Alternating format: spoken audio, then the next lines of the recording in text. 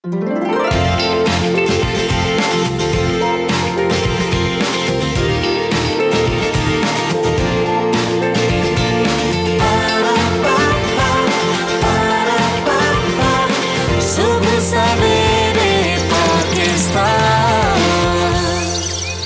वालेकुम, good morning. कैसे हैं आप लोग? सुबह सवेरे पाकिस्तान में खुशामदीद। और सुबह सवेरे पाकिस्तान का आज वीकेंड का पहला प्रोग्राम। हम उम्मीद करते हैं कि आपका वीकेंड बहुत अच्छा गुजरा होगा और हम आज आपके लिए बहुत सी जबरदस्त किस्म की चीजें लेकर आए हैं जो आपसे आप शेयर करेंगे आज सुबह सवेरे पाकिस्तान हमारे पीछे में, नजर भी आ रही होंगी आपको। आपका आगाज जो है वीकेंड का वो अच्छा हो जाए। कैसा? यस, बिल्कुल। बहुत सी मजे मजे की बातें करेंगे, लेकिन अच्छी बात जो आज हमने चुनी, जिससे हमने आगाज किया, वो है हौसला अफजाई करना। मुख्तलिफ किस्म के कामों में मुख्तलिफ किस्म के चैलेंजेस का सामना करना पड़ता है और इन चैलेंजेस को किस तरीके से फेस करना चाहिए, हम सब के लिए जरूरी है कि एक दूसरे के काम पर तनकीद करने की बजाय उनकी हौसला अफजाई की जाए, ताकि सब काम भी आसानी से हो जाएं और दिल भी बड़ा हो जाए और वो काम करने का दिल भी करे। क्योंकि यही चीज़ ऑब्जर्व की जाती है कि जिन लोगों की हौसला अफजाई की जाती है वो बेहतरीन नताइज हासिल करते हैं। इसलिए ज़रूरी है कि हौसला अफजाई करने की आदत को फ़रोग़ दिया जाए, ताकि आपके इर्द गिर्द जो लोग बहुत कुछ करना चाहते हैं वो अपने टैलेंट को, अपने काम को आगे बढ़ा सकें। और छोटी छोटी ऐसे इनिशिएटिव होते हैं जो आप किसी की तारीफ़ करते हैं, किसी का हौसला बढ़ाते हैं, तो हो सकता है उसकी ज़िंदगी में वो बहुत बड़े बड़े काम और कारनामे बन जाए। बिल्कुल, ये तो थी आज की अच्छी बात जिससे हमने आगाज किया। अब जहां तक हौसला अफजाई की बात है, तो हौसला अफजाई अवाम की तरफ से गवर्नमेंट की भी बहुत की जाती है, MPs, MNAs, वुज़रा, काबीना अरकान, तमाम रहनुमा, लेकिन करते क्या है वो? सोहेल भट्टी साहब के पास चलते हैं, शहर इक़्तिदार का रुख करते हैं। भट्टी साहब अस्सलाम वालेकुम, गुड मॉर्निंग। क्या खबरें हैं आज की? गुड मॉर्निंग स्कूलर साहब। हौसला अफजाई यकीनी तौर के ऊपर बहुत अच्छी बात है, स्पेशली ऐसे अफराद की जो बहुत बड़े टास्क पर मामूर हों, जो माली बहरान से दो चार इदारों को निकालना चाहते हों। अगर आप उनकी हौसला अफजाई नहीं करते तो फिर यकीनी तौर के ऊपर आप मतलूबा नताइज हासिल नहीं कर पाते। यहाँ पर जो हम आज पहली स्टोरी अपने नाज़रीन के साथ शेयर करने जा रहे हैं, वो भी कुछ उसका मामला भी कुछ इसी तरह से है, जहाँ पर 475 अरब रुपये माली खसारे से दो चार पाकिस्तान स्टील मिल्स की बहाली का काम पाकिस्तान तहरीक इंसाफ की हुकूमत की जानिब से जारी है। और वज़ीर-ए-आज़म के मुशीर बराए सनअत व पैदावार रज़ाक दाऊद साहब को तीन डेडलाइंस मिल चुकी थी स्टील मिल्स की बहाली के प्लान से मुतल्लिक, और तीसरी डेडलाइन भी गुज़श्ता रोज़ ख़त्म हो चुकी है। लेकिन दूसरी जानिब chairman Pakistan steel mill board of directors engineer Memon Abdul Jabbar भी एक बहाली के प्लान के ऊपर काम जारी रखे हुए थे, और वज़ारत सेनेट की कायमा कमेटी बराए सनअत व पैदावार ने पाकिस्तान स्टील मिल्स का दौरा किया, वहाँ पर तफसीली ब्रीफिंग हुई। और इस मरतबा चेयरमैन बोर्ड ऑफ डायरेक्टर्स इस कमेटी के सामने उन्होंने पूरा दिल का हाल बयान कर दिया कि स्टील मिल्स की माली खसारे के वजूहात क्या हैं, बहाली प्लान क्यों नहीं बन पा रहा, और वजारत सनअत व पैदावार, उसके मुशीर और उसके साथ साथ कुछ ब्यूरोक्रेट्स स्टील मिल्स की बहाली के प्लान तैयार करने की राह में सबसे बड़ी रुकावट है। और उसके साथ कुछ इतलात ये भी आ रही थी कि पाकिस्तान स्टील मिल्स की जो कीमती अराजी है उसके ऊपर भी कुछ शख्सियात ने नज़र रखी हुई है। वो ये चाहते हैं कि ये अराजी नेशनल इंडस्ट्रियल पार्क के हवाले की जाए, और पाकिस्तान स्टील मिल्स का बोर्ड और specially chairman board of directors इस राह में सबसे बड़ी रुकावट थे। जब उन्होंने ये ओपनली ये बात की तो बजाय इसके कि उनकी हौसला अफजाई की जाती, उन्हें बैकअप सपोर्ट प्रोवाइड की जाती कि आप इन रुकावटों को दूर कीजिए और आप बहाली का प्लान मुकम्मल कीजिए। लेकिन वज़ीर सनअत व पैदावार ने वज़ीर-ए-आज़म से इंतहाई उजलत के अंदर मंजूरी हासिल करके तमाम ज़वाब्तों को बलाए-ताक रखते हुए chairman Pakistan steel mills board of directors को उनके ओहदे से बरतरफ करवा दिया है, जो कि SCCP की कॉर्पोरेट गवर्नेंस रूल्स 2013 की भी मुनाफी है। कोई शोकॉज नोटिस जारी नहीं किया गया, प्रोसीजर अडॉप्ट नहीं किया गया, लेकिन उन्होंने वो प्लान एक्सपोज कर दिया था जिसकी वजह से पाकिस्तान स्टील मिल्स का खसारा कम नहीं हो पा रहा, और 12 करोड़ रुपए यौमिया इसके नुकसान, इसके खसारे में मुसलसल इजाफा हो रहा है। इसी सूरत हाल के बाद जो कि सेनेट की कायमा कमेटी बराए सनअत व पैदावार ने 3 अप्रैल को अपना इजलास तलब कर रखा है। अब देख रही है कि इस कमेटी का बड़ा इम्तिहान है, चूंकि उन्होंने बोर्ड ऑफ डायरेक्टर्स को ये डायरेक्शन दी थी कि आप एक प्लान तैयार करके हमारे सामने रखें, लेकिन उस जिसने प्लान तैयार करना था उसको ओहदे से हटा दिया। और इंटरेस्टिंग क्या है, इंटरेस्टिंग ये है कि जिन साहब को भट्टी साहब ये किस किस्म का प्लान तैयार करके रखें, और अब्दुल जब्बार मेमन जिनका आप जिक्र कर रहे हैं, ये किस अहम शख्सियत के प्लान की राह में रुकावट बन रहे हैं? देखिए, उन्होंने जिस तरीके के साथ सेनेट की कायमा कमेटी को बताया उसके मुताबिक वाज़े तौर के ऊपर मुशीर वज़ारत सनअत व पैदावार की ब्यूरोक्रेसी और उसके साथ कराची के कुछ निजी स्टील के बिजनेस से वाबस्ता अफराद हैं जिनके कुछ जो प्लान थे वो समझते थे कि ये शख्सियत हमारी राह में सबसे बड़ी रुकावट है। और इस वक्त जो स्टील मिल्स के बोर्ड ऑफ डायरेक्टर्स को जिस शख्सियत को चेयरमैन अपॉइंट किया गया है उनका नाम रज़ीउद्दीन रज़ी है। ये बोर्ड ऑफ डायरेक्टर्स में Khyber Pakhtunkhwa oil and gas company के बतौर चीफ एग्जीक्यूटिव ऑफिसर होने की हैसियत से इंडक्ट किए गए थे। नवंबर 2018 में इनको KPOGCL कंपनी से बरतरफ कर दिया गया था, लेकिन अब उनको पाकिस्तान स्टील मिल्स का चेयरमैन अपॉइंट कर दिया गया है। दूसरी जानिब अब जब ये मामला तेजी के साथ आगे बढ़ रही हैं, वक्त बहुत कम है, हमें 12 करोड़ रुपए यौमिया नुकसान का सामना है, लेकिन स्टील मिल्स की बहाली के प्लान के हवाले से बहुत ज्यादा इख्तलाफात बढ़ते जा रहे हैं। प्राइम मिनिस्टर इमरान खान साहब को इस मामले को बहुत संजीदगी से देखने की जरूरत है कि कौन से लोग हैं जो बहाली प्लान की राह में रुकावट हैं और जो ट्रू स्पिरिट के अंदर जिन कॉम्पिटेंट रेलेवेंट प्रोफेशनल्स की जानिब से प्लान की तैयारी होनी चाहिए थी वो नहीं हो पा रही। सोहेल भट्टी साहब, पाकिस्तान का एक बहुत बड़ा असासा है। और अच्छा सोहेल भट्टी साहब, जरा जल्दी से ये बता दें, आपने जो टेक्निकल ऑडिट की बात की है, क्या वो एक रीजन है जिसकी तरफ पॉइंट आउट किया उन्होंने मेमन साहब ने, अब्दुल जब्बार मेमन ने, इसलिए उनको हटा दिया गया, या फिर वो कौन सी रीजन, क्या वजह है ये जिस पे उनकी मुखालफत की गई और उनको हटा दिया गया इस ओहदे से? वो एक्चुअली वो चीज सेक्शन क्या है, निशानदेही कर सकते हैं आप?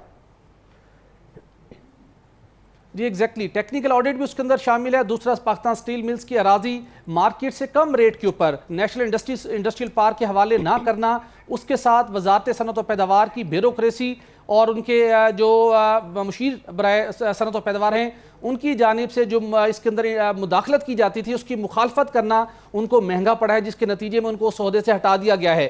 बोर्ड ऑफ डायरेक्टर्स की इजलास 4 इजलास मनसूख करवाए गए वजारत सनअत व पैदावार की जानिब से। उसके साथ 6-7 माह गुजरने के बावजूद पाकिस्तान स्टील मिल्स का मुस्तकिल चीफ एग्जीक्यूटिव ऑफिसर अपॉइंट नहीं किया गया। किसी भी इदारे की बहाली के लिए लाजिम है कि उसकी कॉम्पिटेंट जो उसकी मैनेजमेंट है वो परमानेंट यकीनी तौर पर होनी चाहिए। एक वजारत सनअत व पैदावार के गैर मुतल्लका तजर्बे के हामिल सीनियर जॉइंट सेक्रेटरी बतौर CO खिदमात सर इंजाम दे रहे हैं। उसके बाद दूसरी important post chief financial officer, वो भी एक्टिंग चार्ज पर काम कर रहे हैं। तो पूरा स्ट्रक्चर तबाह है। उस जब आपका स्ट्रक्चर ही मौजूद नहीं है तो आप किस तरीके के साथ एक इफेक्टिव बहाली प्लान तैयार कर सकते हैं, लेकिन अब फैसला करना होगा। आपने एक तरह से एक बड़ी खबर दी है पाकिस्तान स्टील मिल की बहाली के पॉइंट ऑफ व्यू से, और फिर जिन मसाइल का शिकार है उन मसाइल की निशानदेही की है। अब देखना यह है कि आने वाले दिनों में अगर मसाइल की निशानदेही हो गई है तो इन मसलों को हल कैसे किया जाएगा। भट्टी साहब, नेक्स्ट खबर क्या है आपके पास? दूसरी खबर हमारी ये है कि गुज़श्ता हफ्ते इक़्तिसादी राब्ता कमेटी का अहम इजलास हुआ और इस इजलास के अंदर जो मुल्क की इक़्तिसादी सूरत हाल बेहतर बनाने के हवाले से अहम फैसले किए जाते हैं। इस एक बड़े फोरम में वफाकी वज़रा के मबैन बहुत से इख्तलाफात खुलकर सामने आने लगे हैं। गुज़श्ता हफ्ते एक इजलास के अंदर एक बहुत अहम मामला था जो कि LNG टर्मिनल के अंदर मौजूद कैपेसिटी जिसको हम यूटिलाइज नहीं कर पा रहे, जिसके नतीजे में गुज़श्ता साल के दौरान 20 अरब रुपए से ज़ायद का नुकसान पहुँचा। उस कैपेसिटी को यूटिलाइज करने के लिए एक प्रपोजल वहाँ पर फ्लोट की गई कि हमें वो टर्मिनल के अंदर सलाहियत जो हम इस्तेमाल नहीं करते, जिससे हमारे कौमी मौशियत को नुकसान पहुँचते हैं, हमें उसको यूटिलाइज करना चाहिए। प्राइवेट सेक्टर को अलाउ करना चाहिए कि उस कैपेसिटी को यूटिलाइज करे। तो इस मामले के ऊपर वफाकी वजीर पेट्रोलियम ने बहुत ज़्यादा इस मामले की मुखालफत की और उन्होंने तमाम वज़रा जो कि ICC के अंदर शरीक थे, ज़राए ने इस बात की तस्दीक की कि उन्होंने उन सब से इख्तलाफ किया और उन्होंने वाज़े तौर पर कहा, उन्होंने कहा जी कि अब ICC के अंदर जो मेरी वजारत से मुतल्लिक फैसले होंगे उसके अंदर मेरी कॉन्सेंट, मेरी मुशावरत होना लाजिम है, मेरी रजामंद होना लाजिम है। इससे पहले जो फैसले किए गए अब आवाम की जानिब से बहुत ज़्यादा तनकीद का सामना करना पड़ा, लेकिन जब फैसले वज़रा करते हैं ICC के अंदर, लेकिन जब तनकीद का सामना करना पड़ता है, आवाम को फेस करना पड़ता है, तो वो उन्हें करना पड़ता है। यानी कि गुलाम सरवर खान साहब का ये मौक़िफ़ था। उन्होंने कहा कि मुश्किल सूरत हाल है, जो स्पेशली उनका इशारा था गैस की प्राइसिंग से मुतल्लिक ICC ने फैसला किया था और बाद में सब लोग पीछे हट गए और उसकी सारी जिम्मेदारी उन्हें लेनी पड़ी। उन्होंने हैरान कुन तौर के ऊपर वो एक अहम फैसला जो कि मुल्की मौशियत के लिए नागुज़ीर है कि हम LNG टर्मिनल की जो इजाफी कैपेसिटी है उसको यूटिलाइज प्राइवेट सेक्टर को इस्तेमाल करने की इजाज़त दें।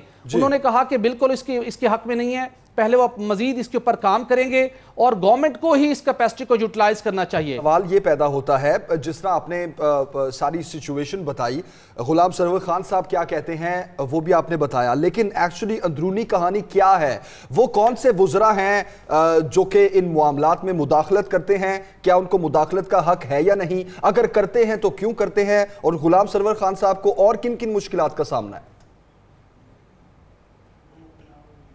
देखिए, जहाँ तक वजारत का मामला है, वजारत के अंदर तो किसी दूसरे वजीर को मुदाखलत किसी सूरत यकीनी तौर पर नहीं करनी चाहिए, लेकिन हम देखते हैं कि चेयरमैन एनर्जी टास्क फोर्स, जिनका काम था इस्लाहात के हवाले से अपनी सिफारिशात तैयार करना, वो वजारत तवानाई के अंदर भरपूर वो इसके अंदर मुदाखलत करते हैं, मुख्तलिफ करवाने की कोशिश करते हैं। उसके बाद जब मामला ECC में आता है तो वहाँ पर एक ओवरऑल एक जो सबकी कंबाइंड विजडम है, वो अब ये समझते हैं कि जो माजी गुज़श्ता 5-6 माह के अंदर जो कुछ हुआ सो हुआ, लेकिन अब ECC के अंदर भी जो फैसला होगा, जो समरी होगी, चूंकि वहाँ पर उनकी मशावरत, उनकी मर्जी के बगैर वो कोई मंजूरी नहीं होनी चाहिए, लेकिन जो रूल्स ऑफ बिजनेस है उसके मुताबिक मुतलका वजारत एक समरी भिजवा सकती है इक्तिसादी राब्ता कमेटी में। वहाँ पर जो वजीर खजाना है जो कि उसके चेयरमैन है और बेशतर वज़रा के साथ मशावरत करने के बाद ये कैबिनेट का ये फोरम कोई भी मुल्की इक्तिसादी सूरत हाल, मुल्की माशियत को बेहतर बनाने के लिए कोई भी बड़ा फैसला करने के मजाज है। लेकिन चूंकि सरवर खान साहब कुछ नाराज हैं, खाइफ हैं और उनकी पोजीशन गुज़श्ता 2 से 3 माह के दौरान बहुत ज़्यादा कंप्रोमाइज़ हुई है, इसलिए वो एक एक्सट्रीम पोजीशन लेते दिखाई देते हैं कि आइंदा उनकी मर्जी के बगैर अब कोई फैसला नहीं होगा। ऐसा ना हो कि सारे फैसले वज़रा करें और बाद में जिम्मेदारी उन्हें लेनी पड़े और उन्हें तनकीद का सामना भी करना पड़े और कोई उन्हें अचीवमेंट भी ना मिले। ठीक है, ठीक है सुहेल भट्टी साहब, बहुत शुक्रिया। सुबह सवेरे पाकिस्तान, सुबह सवेरे पाकिस्तान। ओके जी, आगे बढ़ते हैं। मोहसिन पाकिस्तान और माया नाज एटमी साइंसदान डॉक्टर अब्दुल कदीर खान की आज 83वीं सालगिरह है। आज 83वीं सालगिरह मना रहे हैं वो अपनी। डॉक्टर अब्दुल कदीर खान 1 अप्रैल 1936 को हिंदुस्तान के शहर भोपाल में पैदा हुए। पाकिस्तान को दिफाई तौर पर नाकाबिल तस्खीर बनाने में डॉक्टर अब्दुल कदीर खान का कलीदी किरदार किसी भी सूरत झुठलाया नहीं जा सकता। डॉक्टर अब्दुल कदीर ने 8 साल के इंतहाई कलील अरसे में अनथक मेहनत से कोहोटा एटमी प्लांट कायम करके दुनिया को हैरान कर दिया। आपकी ये अनथक मेहनत के सबब ही आपको बताएं कि मई 1998 में भारत की जानिब से एटमी तजर्बात के बाद इंतहाई कलील वक्त में चाकी के मुकाम पर 6 कामयाब एटमी धमाके करके पाकिस्तान आलमी न्यूक्लियर क्लब में शामिल हुआ और हुकूमत पाकिस्तान ने डॉक्टर अब्दुल कदीर खान को तमगा हिलाल इम्तियाज़ और सबसे बड़े एजाज़ तमगा निशान इम्तियाज़ से भी नवाज चुकी है।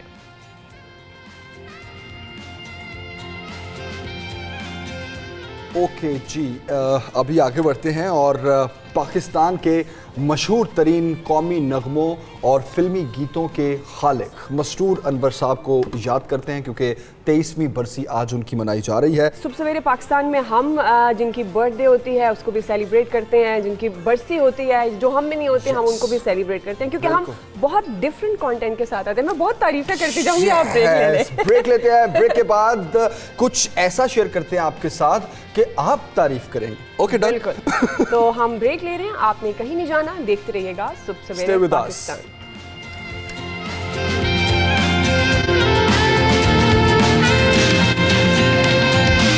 सुबह सवेरे पाकिस्तान, सुबह सवेरे पाकिस्तान, सुबह सवेरे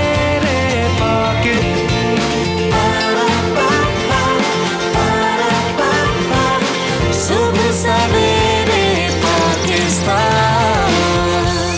मौसम कोई भी हो, चाहे सर्दी हो या गर्मी हो, तो एक बड़ी इंपॉर्टेंट चीज़ होती है जिसको हम कहते हैं कि हमने क्या पहनना है, हमें कैसे लगना है। और ख़ासतौर पर जब ख़वातीन बहुत कॉन्शियस होती हैं, अब तो हर इवेंट के अकॉर्डिंग ड्रेसेस होते हैं, लेकिन गर्मियों में के जो पहनावे होते हैं वो बहुत ही डिफरेंट होते हैं। एक तो गर्मियों में बजट बहुत ज़्यादा लगता है मर्द हजरात का, क्योंकि बहुत ज़्यादा लॉन के सूट खरीदे जाते हैं। कभी लेकिन लॉन सस्ती हुआ करती थी, पुराने वक्तों की बात है, अब बिल्कुल लॉन थी। ही महंगी हो चुकी है, आई डोंट नो व्हाई। ऐसे ही है। और ये बड़ी सिलेक्शन होती है कि आपको मौसम गर्मा में क्या पहनना चाहिए क्या नहीं, क्योंकि अब इतनी भरमार हो चुकी है, डिज़ाइंस बहुत ज़्यादा हैं, फैब्रिक बहुत ज़्यादा है और उसके प्रिंट्स बहुत ज़्यादा हैं, तो समझ नहीं आती कि क्या खरीदा जाए और क्या पहना जाए। और एक चीज आज और समझ नहीं आती क्या? कि गर्मियों में लॉन ही इतनी फेमस क्यों है, लाइक व्हाई लट्ठा एवरीवन क्यों टॉक्स नहीं है? About lawn. लट्ठा भी, कॉटन भी, बहुत से और भी कपड़े ना Exactly. गर्मियों के लिए, लेकिन खवातीनें बात करनी है तो सिर्फ लॉन की करनी है। बिल्कुल। और आज हम अपने देखने वालों का ये मसला हल कर रहे हैं, क्योंकि आज हमारे पास हमारे मेहमान डिज़ाइनर्स भी होंगे। और जैसे ही अभी आगाज़ हुआ, ब्रेक के बाद वापस आए, तो आपने मॉडल को भी एक बड़ा खूबसूरत सा कुर्ता पहने हुए देखा, लॉन का ड्रेस पहने हुए देखा। तो आज हम बात करेंगे और आपका मसला हल करेंगे कि गर्मियों में आपको किस तरह के जो लॉन प्रिंट्स हैं वो पहनने चाहिए, किस तरह के नहीं पहनने चाहिए, और ख़ासतौर पर मार्केट में इस वक्त क्या इन है और क्या आउट है। बिल्कुल, तो सबसे पहले तो तारुफ करवा देते हैं डिजाइनर से। आपका इकरा है हमारे साथ, रमशा हैं और पूर्वा महक हैं, तो इनसे हम बात करेंगे कि ट्रेंड्स क्या हैं, क्या इन है, क्या आउट है। और इतनी किस्म की लॉन्स हो चुकी हैं मार्केट में, पहले तो लाइक नाम याद होते थे, उंगलियों पे होते थे, और अब तो हंड्रेड्स ऑफ है कि नाम याद नहीं रहते। तो क्या ट्रेंड है ये? देखें, जब गर्मियाँ शुरू होती हैं ना, तो हम ख़वातीन को ना सबसे ज़्यादा कपड़ों का शौक़ होता है, क्योंकि ये वो सीज़न है जो सबसे ज़्यादा लंबा रहता है हमारे पाकिस्तान में। और अगर हम नॉर्मली देखें तो अब फेस्टिव सीज़न भी हमारे सारे इसी हमारे समर सीज़न में कवर हो रहे हैं, तो इसलिए अब ये कि ख़वातीन में ये रुझान ज़्यादा बढ़ रहा है। और दूसरा जो मैं देख रही हूँ वो ये कि ट्रेंड इतना चेंज होता है हर सीज़न में कि वो ख़वातीन पिछले दफ़ा वाले कपड़े अगले सीज़न में पहनना पसंद नहीं करती। क्यों? तो ऐसा बस क्यों है? नहीं, हमें बस ज़रा पैसे खर्च कराने का शौक़ है। तो इकरा, क्या सोच कर डिज़ाइंस बनाए जाते हैं, और अब जो इतने प्रिंट्स हैं, क्या ये डिमांड ऐसी होती है पहनने वालों की, उसके अकॉर्डिंग बनाए जाते हैं, या डिज़ाइनर की सोच क्या होती है एक्चुअली? डिज़ाइनर बस अपनी सोच से बनाता है, क्योंकि यूजुअली एक ड्रेस हम एक ही जगह पहन के जाते हैं, दोबारा रिपीट तो बिल्कुल नहीं किया जाता हर कोई। और गर्मियाँ इतनी लंबी हैं और इसलिए फैशन डिज़ाइनिंग कपड़े बनाई जाता है और तो बस। ये डिजाइन इतने कहाँ से आते हैं? नेट से मिलते हैं, खुद से सोच से आते हैं? नेट से भी आते हैं, सोच से भी आते हैं। नेट पे कौन देता है ये डिजाइन? ये तो जरा बताएं ना हमें आप काम। कॉम्प्लिकेटेड होता है, ठीक है। एक डिजाइन से ही हम 100 डिजाइन अक्सर निकाल लेते होते हैं, ठीक है। एक जोक से 100 जोक्स निकल सकते हैं, तो एक डिजाइन से क्यों नहीं 100 डिजाइन? तो आपको कैसे अंदाजा होता है कि ये डिज़ाइन आपका बहुत बिकने वाला है या बिक जाता है? अब देखिए, हर ह्यूमन नेचर डिफरेंट है, इसी तरह उनकी नीड्स डिफरेंट है, उनकी पसंद डिफरेंट होती है, ठीक है। अब एक डिजाइन है, इन्हें पसंद नहीं आया बट वो आपको बहुत पसंद आएगा, तो इसलिए हमें पता है कि अगर एक को पसंद नहीं आएगा तो इतनी सारी वुमेन्स है, किसी एक को अच्छा चलें, पसंद डिजाइन तो आएगा। मान लेते हैं आपकी बात, ओके, आई एग्री, लेकिन एक सवाल है मर्दों के पॉइंट ऑफ व्यू से। चले मान लिया बहुत डिजाइन्स हैं लॉन के, लेकिन आप लोगों ने इन डिजाइन्स को खवातीन के लिए इतना मुश्किल बना दिया है कि वो कभी कोई एक ट्राउजर या दुपट्टा जो किसी 3-4 शर्ट्स के साथ चल सकता था, अब वो भी नहीं रहा। मतलब आपको हर कमीज, वो डिजाइन इतने कॉम्प्लिकेटेड है ना, लाइक उसके साथ शूट क्या करना है, प्रिंट्स के लेकिन साथ मैं कलर आपको बताऊं, कॉम्बिनेशंस। इस चीज़ में आपको इस पाकिस्तान की फैशन इंडस्ट्री को इस तरह देखना चाहिए कि अब हम लोग भी इतने हमारा विजन इतना वास्ट हो गया है कि हम आपको प्रॉपर एक सूट जो है वो डिलीवर करते हैं, बजाय इसके कि पहले जैसे खवातीन सोचती थी कि ये ट्राउज़र उसके साथ भी चल जाएगा, ये दुपट्टा उसके साथ भी चल जाएगा, लेकिन हम डिज़ाइनर्स ने वो इतना इसको जो है ना आप लोगों के लिए बना दिया बेहतरीन बना दिया। लेकिन ब्रांड्स ने क्या किया कि खाली कुर्ता है तो इतने का है, 2 पीस है तो इतने का है, बट 3 कुर्ता पीस है तो ज़्यादा इतने का यूजुअली है। वाइट ट्राउजर्स के साथ भी चल जाता है ना, वाइट एंड ब्लैक ट्राउजर। आजकल भी अक्सर करती हैं ऐसे हाँ, खवातीन। अब ऐसा खवातीन नहीं है कि करते हैं। हर एक साथ डिफरेंट कि ट्राउजर different चलता है। trouser। आजकल बल्कि जो डिजाइनर डिजाइनर का फोकस क्या होता White है? trouser क्योंकि ज़्यादा अब जो चलता है। लॉन आती है और उसके तो अब रेप्लिका भी बहुत ज्यादा बहुत आते हैं, ज़्यादा। समझ ही नहीं आती ओरिजिनल क्या है। और तो इसमें ये जो बहुत प्रिंट है, और खास तौर पर पहले एक ट्रेंड था कि शिफॉन के दुपट्टे हैं, कभी वो नेट का दुपट्टा, और इसके अलावा सिल्क का दुपट्टा भी चेंज होते हैं, वैसे तो वैसे इसमें change डिजाइनर होती का जाती फोकस क्या होता है? है। उनका फोकस यही होता है कि ज़्यादा से ज़्यादा वैरायटी दी जाए, ठीक हो गया ना। वैरायटी का होता है, समटाइम्स नेट के दुपट्टे चलते हैं, समटाइम्स शिफॉन के चलते हैं। अभी रिसेंटली ऐसा नहीं है कि सिर्फ समर में हमारी लॉन चलती है, हमारे विंटर में भी शलवारें कमीज़ें होती हैं और वो खद्दर पे होती हैं, तो उसमें पलच्छी के दुपट्टे चल रहे हैं थे, किसके? ठीक है, पलच्छी के। पलच्छी। It's kind of net and velvet का थोड़ा मिक्सर होता है, बहुत मजे का। तो इसी तरह गर्मियों में हमारे पास शिफॉन बहुत सारे ज़्यादा आ जाते हैं सिल्क ऑप्शन, होती है, silk, chiffon, cotton, net. Chiffon या नेट हो जाती है। तो जब हमारे पास ज़्यादा ऑप्शन होते हैं, कुछ लड़कियां होती हैं जिन्हें पसंद नहीं होते कि शिफॉन के दुपट्टे हैं तो पिनअप करना पड़ता है, तो वो क्या करती हैं थोड़े से नेट के ले लेती हैं, ठीक है, या जो उसके साथ कॉटन या लॉन का अपना दुपट्टा होता है वो पसंद करती हैं, इसीलिए ब्राइडल कुर्ते इतने महंगे होते हैं, अफोर्ड नहीं कर पाते लोग, और दिल करता है कि लॉन में आप भी अच्छे डिजाइन पहनो। हाँ, कपड़े ज़्यादा से ज़्यादा हों। अच्छा, हमारा जो ब्रांड है लापिस लज़ूली, उसमें 1550 से स्टार्ट होता है हम लोगों की शर्ट, और वो हम लोगों के बाद में 3 पीस जो है वो 7-8,000 तक जाते हैं। हाँ, 1500 से जो है स्टार्ट हो रहा है, और फिर वो 7-8,000 तक जाते हैं 3 पीस में लॉन। और इसमें फिर शिफॉन के साथ भी हम लोगों की कलेक्शंस हैं, और वो मुझे लगता है हम बाकी ब्रांड से 3 पीस जो है हम 5,000 के अंडर दे रहे हैं, तो मुझे लगता है ये बाकी ब्रांड से तो इनको काफ़ी सस्ता रहेगा, मुनासिब है। हाँ। मुनासिब के रहेगा साथ साथ इनकी लॉन की क्वालिटी बहुत अच्छी है, क्योंकि देखिए 1-2 दफ़ा धुलने के बाद लॉन के कलर बहुत डल हो जाते हैं, पता लगता है कि यार पता नहीं कितने सालों से पहन रहे हो, कि बहुत अच्छा खराब सर, होता है। क्वालिटी भी बात करते हैं, ये वैसे अच्छा है। लॉन की क्वालिटी क्या है, किस तरह उसको डिफरेंशिएट किया जा सकता है? क्या प्रिंट क्वालिटी गिनी जाती है या फैब्रिक क्वालिटी उसमें मैटर दोनों करती गिनी है? जाती हैं। देखिए, अगर प्रिंट अच्छा होगा, फैब्रिक अच्छा नहीं होगा, 1-2 वॉशेस के बाद फैब्रिक इतना डल हो जाएगा, उस पर जो भी प्रिंट होगा अच्छा नहीं लगेगा। फैब्रिक अच्छा होगा, प्रिंट अच्छा नहीं होगा, अपीलिंग नहीं होगा, ठीक है। तो दोनों चीज़ें आप अगर एक तराजू में रखें तो बैलेंस होनी चाहिए, ठीक है। अक्सर होती हैं कि क्वालिटी बहुत अच्छी देती हैं लेकिन प्रिंट अच्छे नहीं होते, ठीक है। सम के प्रिंट्स बहुत अच्छे होते हैं, पर जब फैब्रिक टच करके देखते हैं पता चलता है बहुत रफ हुआ हुआ है और 1-2 वॉशेस के बाद ख़राब हो जाएगा, वहाँ पैसे ज़ाया करने का फ़ायदा नहीं होता। इनकी लॉन और इनके प्रिंट्स दोनों बहुत मज़े के हैं, क्योंकि आगे ट्रेंडिंग में हल्की सी एम्ब्रॉयडरी, ठीक है, बहुत माइनर प्रिंट, ठीक है, पॉजिटिव स्पेस ज़्यादा है, तो इन्होंने उस चीज़ का बहुत ख्याल रखा है कि हर चीज़ बहुत मज़े की हो। तो इकरा, ये जो एम्ब्रॉयडरी की बात करी है रिमशा, ये भी बहुत ज़्यादा इन होती है, बहुत ख़वातीन पसंद करती हैं, और बहुत से बड़े बड़े ब्रांड्स हैं जिनका नाम नहीं ले सकते, उनके ज़्यादा ट्रेंड यही है कि वो नेक पे, बाजुओं पे या ट्राउज़र पे बहुत ज़्यादा। तो इसका क्या, इस पे डिज़ाइनर का क्या फोकस होता है? अकॉर्डिंग टू डिमांड होता है, या आप चाहते हो कि नहीं डिफरेंट चीज़ देनी चाहिए? अकॉर्डिंग टू डिमांड में होता है और डिफरेंट थिंग भी होता है, बहुत आ जाता है, क्योंकि मुझे लगता है कि ज़्यादा लोग एम्ब्रॉयडरी ज़्यादा पसंद करते हैं। जितने ज़्यादा पैचेज होंगे इतने ज़्यादा वो लोग लाइक करते हैं। Neck line, border, sleeves, trouser. Okay, अच्छा, लॉन महंगी क्यों होती जा रही है इतनी? मुझे ये लगता है कि आप जितना क्लाइंट को अच्छी चीज़ देते हो ना, तो फिर उस ज़ाहिर है हम लोग भी ब्रांड रन कर रहे हैं, हम लोग जितना अच्छा फैब्रिक लगाएंगे, जितनी अच्छी एम्ब्रॉयडरीज कराएंगे, जैसे अभी बात कर रही थी ये, तो हमारा ब्रांड वो वाहिद ब्रांड है जो एजो फ्री केमिकल्स में काम कर रहा है। ये एजो फ्री वो प्रोसेस है जो पूरी दुनिया में बैन है, क्योंकि ये एक केमिकल प्रोसेस है जिसमें कम क्वांटिटी में कलर यूज़ होता है लेकिन शार्प कलर आता है।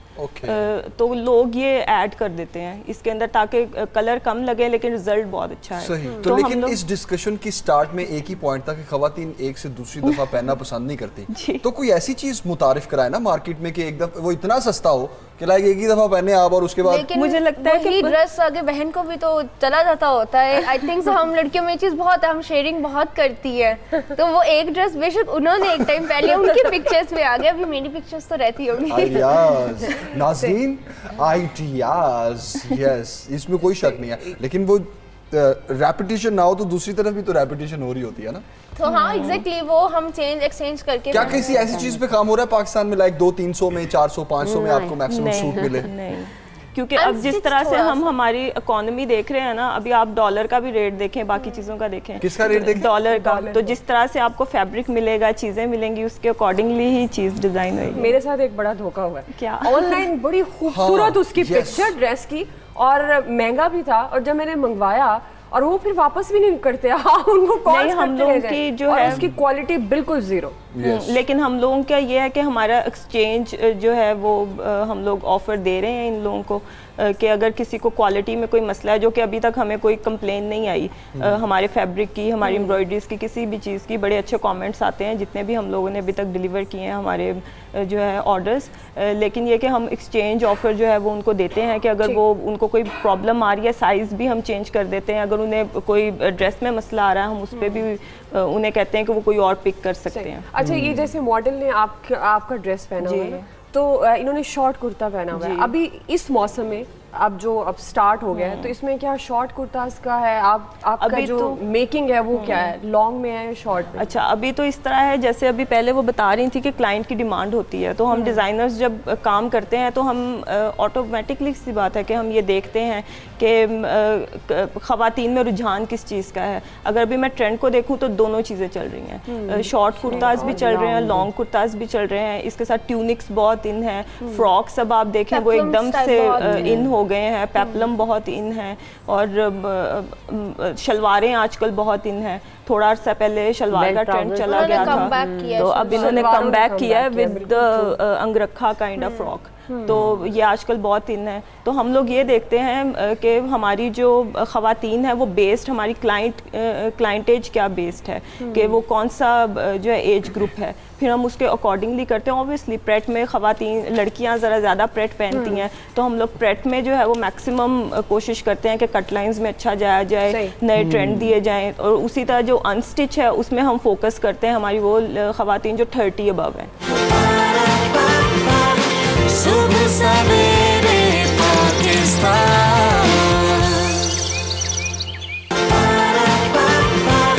सुबह सवेरे पाकिस्तान।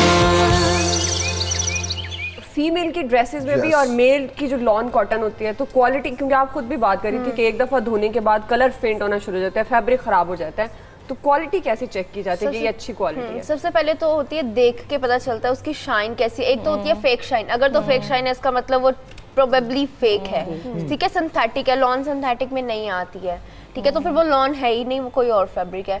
फिर दूसरी चीज़ आ जाती है टच करके हम उसे फील करते हैं, ठीक है, जब हम उसे फील करते हैं अगर तो हमारे हाथ में वो बहुत रफ महसूस हो रही है, उसका धागा महसूस हो रहा है, ठीक है, थोड़ी फ्रिक्शन है, इसका मतलब वो लो क्वालिटी की है। बट अगर वो फील करते हुए हमारे हाथ में मुलायम महसूस हो रही है, हमें धागों की इतने रेशे नहीं महसूस हो रहे, इसका मतलब उसकी क्वालिटी अच्छी है, वो जितनी मुलायम है वो उतनी अच्छी है। ओके। दूसरा मैं आपको बताऊं, लोगों को ना थोड़ा सा एजुकेट करने की भी ज़रूरत है प्रिंट्स के अकॉर्डिंग। मैं बहुत सी ख़वातीन को ऐसे देखती हूँ जो ब्रांड उन्होंने पहने होते हैं लेकिन डिज़ाइन ब्लर होता है, तो मैं इनको ज़रूर ये सजेस्ट करूँगी कि कभी भी ब्लर डिज़ाइन ना लें जो धुंधला होता है, शार्प डिज़ाइन हमेशा लेना चाहिए। और वो हम क्योंकि डिज़ाइनर हैं, हमें पता है वो किस तरह से बनते हैं, उसकी टेक्निक क्या होती है। दूसरा, फैब्रिक को इस तरह से देखें कि प्रिंटिंग जब उसके ऊपर हुई है तो उसमें वाइट लाइंस तो नहीं आ रही, अपना ये चेक करें कि प्रिंट मिस तो नहीं है कहीं पे। जब आप कोई अपने क्वालिटी के अकॉर्डिंग कोई प्रोडक्ट खरीद रहे हैं तो वो ये सारी छोटी छोटी चीज़ें जो है ना, वो अगर खुद से इसको देखेंगे तो बहुत जल्दी इनको पता चल जाएगा कि फैब्रिक को किस तरह से हम लोगों ने जो है चेक करना है कि ये अच्छा है, क्वालिटी वाला है या नहीं है। अच्छा, अब जो देखा जाता है, लास्ट सीजन भी यही था कि बहुत प्रिंट था, बहुत ज़्यादा, और अभी भी मेरे ख्याल में जो मैंने 1-2 विजिट्स किए हैं, जो नई नई लॉन आ रही है, बहुत प्रिंट है उस पर। तो समटाइम लोग पसंद नहीं करते हैं कि ज़्यादा प्रिंट पहना जाए, तो अब जैसे कि शलवारें इन हो रही हैं, तो शलवार के साथ बहुत लाइट प्रिंट का जो कुर्ता होता है वो अच्छा लगता है। तो इसमें डिजाइनर का क्या फोकस होता है? ये भी डिमांड होती है कि हाँ, बहुत ये डिमांड प्रिंट होना होती चाहिए? है। नहीं, ये डिमांड होती है। जैसे मैं अभी आपसे कह रही थी ना कि हम हमारा एज ग्रुप ज़रूर देखते हैं कि हमारा एज ग्रुप क्या चाह रहा है। उसी तरह भी जैसे अब स्प्रिंग है ना, तो अब ख़वातीन चाहेंगी कि ब्राइट कलर्स होएं, येलो होए, पिंक होए, इस तरह के कलर्स हों। और जब हम थोड़ा जाएंगे ना ईद वाली साइड पे, देन वो हमसे डिमांड करेंगी बहुत ज़्यादा एम्ब्रॉयडरी वाले, पैचेस वाले कपड़े और वो सारी चीज़ें।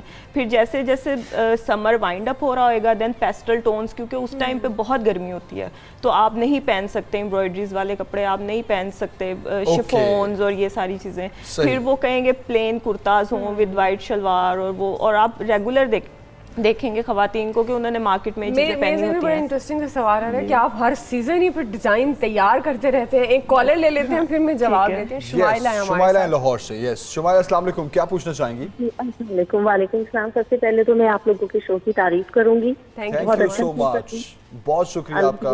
बहुत कामयाबी और तरक्की दे। और मैं क्वेश्चन ये पूछना चाह रही हूँ कि इनकी जो लॉन है उस ब्रांड का नेम क्या है, और सेकंड क्वेश्चन मेरा ये है कि आजकल कौन से कलर्स इन है, ओके, और प्राइस रेंज जरूर बताइएगा। बहुत बहुत अहम Okay. सवाल किया आपने Shumaila. Yes. Thank Thank you you, so Shumaila. Much जी। अच्छा, पहले तो ये कि हम लोगों का जो ब्रांड है वो लैपिस लजूली है, और ये MM Alam road lapis lazuli. Lapis lazuli ये MM आलम रोड पे इतना है। मुश्किल और नाम क्यों रखा आपने? क्योंकि ये रशियन ब्रांड है, और लैपिस लजूली बेसिकली रशिया में भी लॉन पहनते हैं? नहीं, लैपिस लेकिन वो लजूली, ये इसका मतलब क्या ईस्टर्न है? वेयर है। लैपिस lazuli एक स्टोन है जो बेसिकली यूज़ होता था ट्रेडिंग में पहले वक्तों में। तो जब अभी यहाँ पे ये ब्रांड आया है तो हम लोगों ने थोड़ा सा लोगो पे और ये इसके नाम पे और बाकी चीज़ों पे काफ़ी वर्किंग की है कि ये अगर उनकी इन्वेस्टमेंट है यहाँ पे तो then it should be like lapis lazuli जो पहले वक्तों में ट्रेडिंग में और इनमें यूज होता है। तो कलर्स वो पूछ रही थी कि क्या कलर्स मैंने क्या जैसे पहनने चाहिए। हाँ, मैं अभी थोड़ी देर पहले ही इस सवाल का जवाब वैसे दिया भी है, लेकिन चलें दोबारा दे देते हैं कि जो अभी इनकी डिमांड है कि ये क्या चाह रही हैं, ये कौन सा कलर पहनना चाह रही हैं। तो अभी स्टार्टिंग पे तो मेरे ख्याल में स्प्रिंग आ रहा है, इन्हें ब्राइट कलर से स्टार्ट करना चाहिए। डिमांड से ज्यादा ना, अगर किसी ने गर्मी है और ब्लैक कलर धूप में पहना हुआ है, ये बहुत डार्क रेड पहना हुआ है, तो ये क्या पहना हुआ है, मतलब पहला ख्याल यही आता है ना। लेकिन आप ये देखें कि उन्होंने पहना हुआ है, इसका मतलब कि ही वांट्स टू पहनना चाहती हैं वो। तो ये वही बात आ गई कि डिमांड क्या है, तो हम तो एज डिजाइनर हर चीज स्टोर में भर देते हैं। तो वो जिसको जो पसंद है वो खरीदे। रमशा ना, इकरा आप बिल्कुल खामोश बैठी हुई हैं। आपके डिजाइन भी खामोश है या बोलते होंगे? मुझे तो लगता है आप हर वक्त डिजाइन सोचती रहती हैं। आप बताएं कौन से कलर्स पहनने चाहिए जब समर स्टार्ट हो रहे हो, तो कैसे हो? थोड़े वाइब्रेंट हो कलर्स हो, और समर में तो बिल्कुल लाइट कलर्स हो, क्योंकि बहुत गर्मी होती है और गर्मी में तो हम बिल्कुल लाइट कलर्स पहनना चाहते हैं। डार्क में तो लगता है वैसे ही बहुत गर्मी लग रही है, तो समर में हम ज़्यादा कोशिश यही होती है कि हम लाइट कलर्स ज़्यादा वेयर करें। और जाती गर्मियों में क्या पहने? जाती गर्मियों में कुछ डार्क पहन लें, कुछ लाइट पहन लें, मिक्स पहन। और ईद पे क्या पहने? ईद पे तो कुछ ओकेजन जो होना चाहिए, कुछ फैंसी लुक होनी चाहिए, क्योंकि उसमें हम एम्ब्रॉयडरी ज़्यादा यूज करते हैं। और हमें इस शो में क्या पहनना चाहिए? दुआ को क्या पहनना चाहिए? लॉन, अगर if you want to wear lawn, lapis lazuli पहन रही हूँ। Yes, कांग्रेट।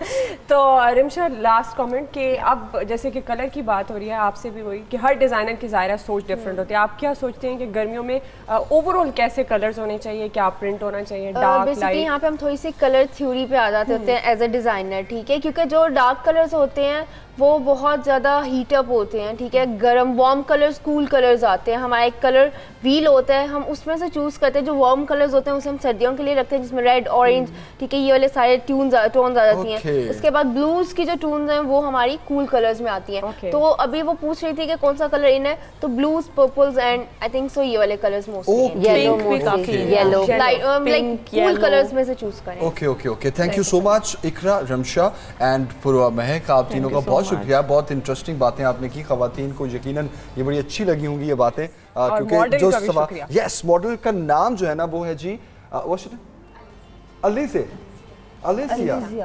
ओलिसिया। Okay, she's basically Russian और इसी ब्रांड के साथ होती है। लेकिन आप बहुत अच्छी लग रही हैं इस ड्रेस में, इस लॉन का ये जो स्टाइल है ये आप पर बहुत अच्छा लग रहा है। But do you enjoy wearing lawn here in Pakistan? Okay, Russia में लॉन पहनते हैं? Okay, thank you so much. Guest का बहुत शुक्रिया। एक ब्रेक लेते हैं, ब्रेक के बाद वापस आएंगे और हम बात करेंगे थोड़ी आर्ट की। बिल्कुल, जिस तरह आज कपड़ों के रंगों की हमने बात की, अब हम तस्वीरों के रंगों की बात करें, क्योंकि अक्सर हमने सुना है तस्वीरें बोलती हैं। तो आज हम आपको बताएंगे कि वाकई तस्वीरें बोलती हैं, ऐसा है या नहीं। लेकिन ये सब कुछ होगा एक ब्रेक के बाद। Stay with us. सुबह सवेरे पाकिस्तान, सुबह सवेरे पाकिस्तान, सुबह सवेरे पाकिस्तान, सुबह सवेरे।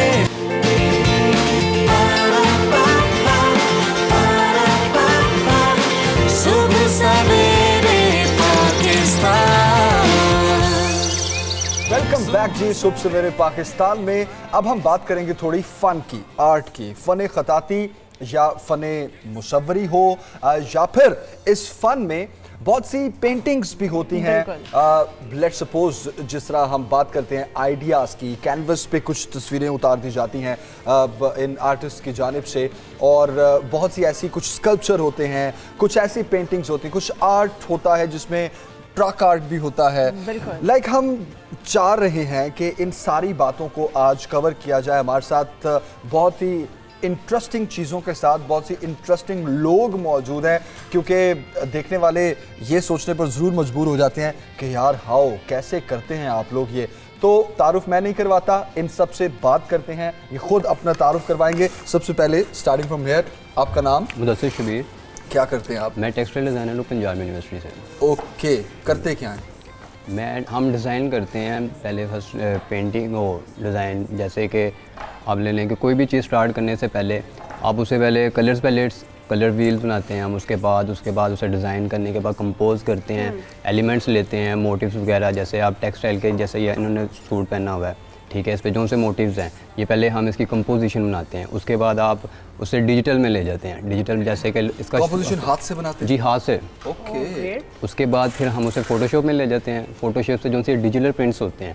वैसे तो टेक्निक्स बहुत हैं, क्रोशी है, नीटिंग है। तो ये मोटिव्स और स्केचिंग जो आप बात कर रहे हैं जी। डिज़ाइन की, तो ये कोई स्केच होता है आपके पास या आपका अपना आइडिया होता है जिसको आप नहीं बनाते ये हैं? इंटरनेट से मोटिव्स लेते हैं, ठीक है, उसके बाद उसे क्रिएट करते हैं ट्रेसिंग करके, उसके बाद फिर हम कंपोजिशन बनाते हैं, उसमें कलर्स करते हैं, उसे आप वैसे भी स्कैन करके आप उसे कपड़े पे ला सकते हैं। बहुत इंटरेस्ट से लगता है मुझे आप काम करते हैं, ग्लासेस लगी हुई हैं आपको, दिन रात काम करते रहते हैं आप। नहीं यार, करते हो शौक तो है। ओके जी, ऐसे ही कुछ शौकीन लोग हमारी लेफ्ट साइड पर भी मौजूद हैं, अपने अपने काम में लगे हैं, तो इनसे थोड़ा बात करते हैं। सबसे पहले कौन बात करेगा? माइक है आपके पास? जी। ओके, आपका नाम? शेख नूर। ओके, ये पहले भी आ चुके हैं, सुबह सवेरे पाकिस्तान के मेहमान बन चुके हैं, ये इंटरेस्टिंग चीज़ है। आज क्या बना रहे हैं आप? आज मैं डिज़ाइन बना रहा हूँ। डिज़ाइन किस चीज़ का? तो जो होते हैं पॉप आर्ट होता है, मैं आज सोच रहा हूँ पॉप आर्ट ही बना दूँ, डिज़ाइन ही बना दूँ। कौन सा art? Pop art. Pop art, इसमें क्या होता है? इसमें ये होते हैं जो मतलब शौकीन कलर वगैरह सारा कुछ होते हैं, वही चीज़ ये सारा कुछ होते हैं। ओके, तो चलें आप बनाएं। आपके साथ कौन है? बात मेरे करवाएं। साथ ये हैं मेरे। अस्सलाम वालेकुम, मैं किंजा हूँ। मेरा नाम किंजा है और मैं पंजाब यूनिवर्सिटी की स्टूडेंट हूँ। तो क्या बना रही हैं किंजा? मैं लैंडस्केप कर रही हूँ पेस्टल्स में। लैंडस्केप? यस। क्या होता है ये? लैंडस्केप कुदरती मनाजिर। कुदरती मनाजिर को कहते हैं जी लैंडस्केप। ओके, बनाएंगी किस चीज़ से? क्या उसमें पेंटिंग? मैं पेस्टल्स यूज़ कर रही हूँ और शीट पे काम करूँगी और सनसेट बनाऊँगी। अस्सलाम वालेकुम, मैं साइमा हूँ और मैं पंजाब यूनिवर्सिटी की स्टूडेंट हूँ। तो मैं बना रही हूँ आपका लाइफ फिगर बना रही हूँ पेंसिल में। अच्छा, हम दोनों का? नहीं सिर्फ आपका बना रही हूँ। सिर्फ मेरा? Okay, sketch? जी स्केच बना रही हूँ। क्या बात है, ग्रेट, नाइस। तो साइमा बहुत इंपॉर्टेंट काम करने जा रही है। तो आप इनको देखेंगी या मैं इनको देख के बनाऊंगी? खुद से इमेजिन करके या मुझे यूं करके बैठना पड़ेगा? आपको थोड़ा स्टार्ट में बैठना पड़ेगा, बाद में अपनी इमेजिनेशन से कर लूंगी। ओके, वो भाई उधर क्या कर रहे हैं? मेरे ख्याल में कोई मेजरमेंट कर रहे हैं आप। हाँ, मैं स्केचिंग वगैरह कर रहा हूँ, स्केचिंग कर रहा हूँ। मेरा नाम इनाम इलाही है और मेरा नाम इनाम इलाही है और मैं ट्रक आर्टिस्ट हूँ। तो ट्रक आर्ट के जो मोटिव्स हैं उसमें मैं ये कलरफुल पैरेट है उसकी मैं स्केचिंग वगैरह कर रहा हूँ। आजकल तो ट्रक बहुत सजे हुए होते हैं। हाँ जी। तो ये कितने दिनों में एक ट्रक सजा लेते हैं? एक ट्रक तकरीबन उस पर 1 हफ्ता 1.5 हफ्ता लगता है। बड़ी और पूरी मतलब कि टीम वर्क होता है। और ये जो उसके ऊपर लिखे होते हैं हॉर्न दो, रास्ता लो, नहीं हाँ जी, वो मतलब कि ट्रक आर्ट में कुछ मतलब कि पोइट्री, फनी पोइट्री होती है, कुछ फनी कोट्स होते हैं। वो भी लिखते हैं आप? वो भी लिखता हूँ। और सिर्फ लिखते हैं या खुद बनाते भी हैं? बनाते भी हैं। तो जरा सुनाएं कुछ। हाँ जी, मतलब ये कि 4 सुनाने आपने 4। सही है। सुनाएं। फासला रखें वरना प्यार हो जाएगा। ओके, मतलब कि एक्सीडेंट हो जाएगा। एक्सीडेंट हो जाएगा। ओके, बिल्कुल सही है। और ये है कि मेरे पीछे आमी जरा सोच के। मेरे पीछे? अच्छा, मेरे पीछे आमी जरा सोच के। बस इतना ही है, आगे नहीं है कुछ? नहीं, आगे नहीं है। फिर ये कि नसीब अपना अपना। हाँ। फिर ये कि मेरी गाड़ी है उड़न खटोला। मेरी गाड़ी है उड़न खटोला। उड़न खटोला। और वो यानी कि ये अपनी जो गाड़ी होती है, ट्रक होती है ना, जो ट्रक ड्राइवर होता है, ये ट्रक ओनर होता है, वो उसे ट्रक को जो है ना एक फीमेल मतलब कि शहजादी की तरह वो सजाते हैं, डेकोर करते हैं। अच्छा, यानी कि उसे वो मुज़क्कर फॉर्म में नहीं यूज़ करते। माशाल्लाह हमारे पाकिस्तान का एक ऐसा आर्ट है जो पूरी दुनिया में बिकता है। बिल्कुल। यूके में बहुत सी बसेज हैं ऐसी जो कि स्पेशली डिज़ाइन की गई हैं, ना सिर्फ एक्सटीरियरली, उसका इंटीरियर भी पूरा ट्रक वाला दिया गया है। ठीक है, अब ये ऐसा आर्ट है जो पूरी दुनिया में मशहूर है। हमारे जर्मन एम्बेसडर हैं पाकिस्तान में, मुझे अब याद आ रही है इससे रिलेटेड सारी चीजें। उन्होंने अपनी गाड़ी फॉक्सवैगन, फॉक्सी थी पुरानी गाड़ी 80s की, उस पूरी को इस आर्ट से सजवाया उन्होंने। अच्छा, बहुत से लोग साइकिल पर भी करवाते हैं ये? हाँ जी, साइकिल पर भी करवाते हैं, अपने गाड़ियों पर, कार्स वगैरह पर करवाते हैं, और इससे जो बड़ी गाड़ियाँ उन पर करवाते हैं। तो हमारी गाड़ी पर आप कर देंगे डिजाइन? बिल्कुल कर। ब्लैक है गाड़ी? ब्लैक ऊपर हो जाएगा, कोई ब्लैक पे भी हो जाएगा। लिखवाना क्या? लिखेंगे क्या? ऑप्शन आप दें हमें कि हम क्या लिए, जैसे अभी रास्ता दे, हॉर्न हॉर्न दे, रास्ता दे। पीछे हम सब। बम्पर पे लगाते देखते रहिए शुभ सवेरे पाकिस्तान। हाँ, गुड आइडिया। वैसे नाइस आइडिया ना। कॉलर है हमारे साथ। ये भी आ सकता है और फिर ये आ सकता है कि आपकी गाड़ी को देखते हुए अथरी शहजादी। हाय हाय हाय, अथरी शहजादी। वाह। तो वो क्या बोल रहे थे कि आपकी गाड़ी के पीछे, हमारी गाड़ी के पीछे क्या होना चाहिए? कि कोई अथरी शहजादी। हाँ। अच्छा, और क्या होना चाहिए? और क्या होना चाहिए? और हो सकता है कि चल पगली साजन के देश, चल पगली साजन के देश। अब मेरी बात सुने। अच्छा, हमने कोई पिशावर से थोड़ी आना होता है, हम तो ये साथ ही आते हैं। कोई लाहौरी फिक्रा है ज़हन में? लाहौरे हैं बस। लाहौरा आ सकता है। हाँ। लाहौरा आ सकता है। ओके, अच्छा, कलर कॉम्बिनेशंस पे किस तरह आप काम करते हैं? क्या बेस कलर को देख के उस आर्ट को डिजाइन करते हैं या फिर बेस कलर को अपनी मर्जी से चेंज करके जो ज़हन में स्केच होता है वो बना देते हैं? नहीं, असल में कुछ गाड़ियों का मतलब क्या ना, जो ट्रक ओनर हैं या ट्रक ड्राइवर है वो डिमांड करते हैं कि ये हमारी गाड़ी को आपने येलो बेस करनी है, तो येलो बेस को देखते हैं उस पर जो भी कंट्रास्ट कलर होते हैं वो हम करते हैं। कुछ लोग कहते हैं ये हमारी गाड़ी को आप ब्लू में करें, कुछ कहते हैं ग्रीन में करें, तो उसके मुताबिक ही वो फिर हम कलर जो उनसे है ना वो सिलेक्ट करते हैं। तो इस आर्ट के साथ शीशे का काम भी होता है। मैंने बहुत से ट्रकों पे देखा है शीशे झिलमिल कर रहे होते हैं। हाँ, ट्रक आर्ट असल में घुंघरू भी लगे होते हैं। घुंघरू भी होते हैं। ट्रक आर्ट जो है ना सिर्फ पेंटिंग का नाम नहीं है, जो हम हैंड पेंटिंग करते हैं खाली वो ट्रक आर्ट नहीं है। इस पे जो है प्लास्टिक वर्क होता है, स्टील का काम होता है, वो भी ट्रक आर्ट में आता है। फिर शीशे का काम होता है, वो भी ट्रक आर्ट में आता है। प्लास्टिक वर्क का काम आता है। शुरू में जब ये ऊँट वगैरह का मतलब कि जनूबी पंजाब में तो कैमल बोन के साथ जो है ना मोटिफ और डिज़ाइन काट के वो एंग्रेविंग के साथ वो वहाँ मतलब कि पेस्ट होते थे। Very nice. अभी तो मतलब वो नहीं हो रहा, हड्डी वाला जो काम है वो भी नहीं हो रहा। अभी प्लास्टिक में, स्टील में तो ज़्यादा जो है वो हैंड पेंटेड जो है ना वो हो रहा है। अच्छा, ऊँटों से मुझे याद आया कि ऊँट पे भी बड़ी इस तरह की डिजाइनिंग करते हैं ना? हाँ जी, ठीक है, वो भी इसी में आती है। असल में ये जो अलग होती है। ट्रक आर्ट जो शुरू हुआ कहाँ से, मतलब इंस्पिरेशन कहाँ से मिली? जब ये कि 1947 में जब इंडिया से लोग माइग्रेट करके इधर आए, वहाँ से कुछ लोग ऊँटों पे आए, कुछ बैलगाड़ियों पे आए, तो आर्ट तो उस वक्त शुरू हो गया था जब पहिया ईजाद हुआ था। तो वो पहिए पे उन्होंने जो है ना कुछ आर्ट वर्क जो है ना वो किया हुआ था। ऊँटों को डेकोरेट वो करते थे।